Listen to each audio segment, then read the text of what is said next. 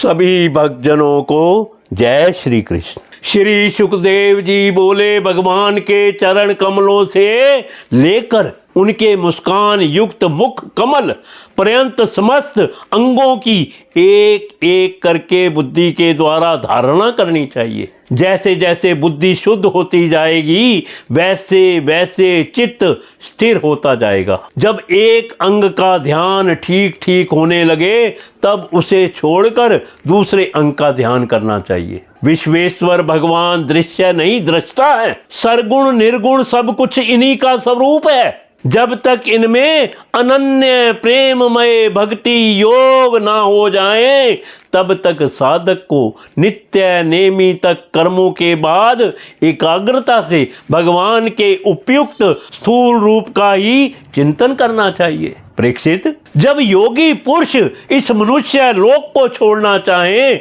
तब देश और काल में मन को ना लगाएं। सुख पूर्वक स्थिर आसन से बैठकर प्राणों को जीतकर मन से इंद्रियों का संयम करें। तदंतर अपनी निर्मल बुद्धि से मन को नियमित करके मन के साथ बुद्धि को क्षेत्रज में और क्षेत्रज को अंतरात्मा में लीन कर दें। फिर अंतरात्मा को परमात्मा में लीन करके धीर पुरुष उस परम शांतिमय अवस्था में स्थित हो जाएं।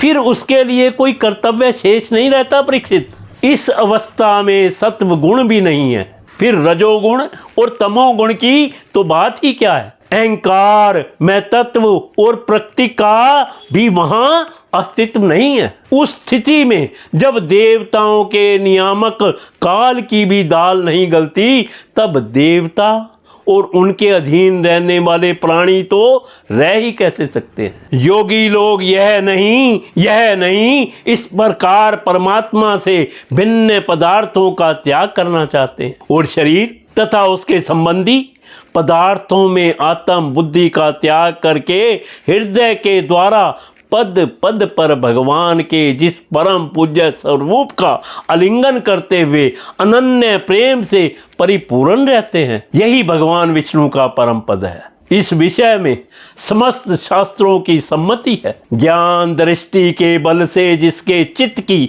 वासना नष्ट हो गई है उस ब्रह्मनिष्ठ योगी को इस प्रकार अपने शरीर का त्याग करना चाहिए। राजन, पहले एड़ी से अपनी गुदा को दबाकर स्थिर हो जाए और तब बिना घबराहट के प्राण वायु को प्रचक्र भेदन की रीति से ऊपर ले जाए। मनस्वी योगी को चाहिए कि नाभि चक्र मणिपुर से स्थित वायु को हृदय चक्र अनाहत में वहां से उदान वायु के द्वारा वृक्ष स्थल के ऊपर विशुद्ध चक्र में फिर उस वायु को धीरे धीरे तालु मूल में विशुद्ध चक्र के अग्रभाग में चढ़ा दे। तदंतर दो आंख, दो कान, दो नासिका छिद्र और मुख, इन सातों छिद्रों को रोककर उस तालु मूल में स्थित वायु के भुवों के बीच आज्ञा चक्र में ले जाएं। यदि किसी लोक में जाने की इच्छा ना हो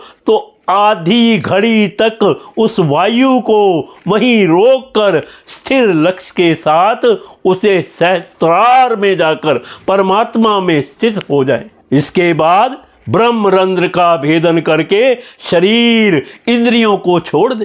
परीक्षित, यदि योगी की इच्छा हो कि मैं ब्रह्मलोक में जाऊं, आठों सिद्धियां प्राप्त करके आकाशचारी सिद्धों के साथ विहार करूं अथवा त्रिगुणमय ब्रह्मांड के किसी भी प्रदेश में विचरण करूं तो उसे मन इंद्रियों को साथ ही लेकर शरीर से निकलना चाहिए। योगियों का शरीर वायु की भांति सूक्ष्म होता है। उपासना, तपस्या और योग ज्ञान का सेवन करने वाले योगियों को त्रिलोकी के बाहर और भीतर सर्वज्ञ स्वच्छंद रूप से विचरण करने का अधिकार होता है। केवल कर्मों के द्वारा इस प्रकार बेरोक टोक विचरना नहीं हो सकता।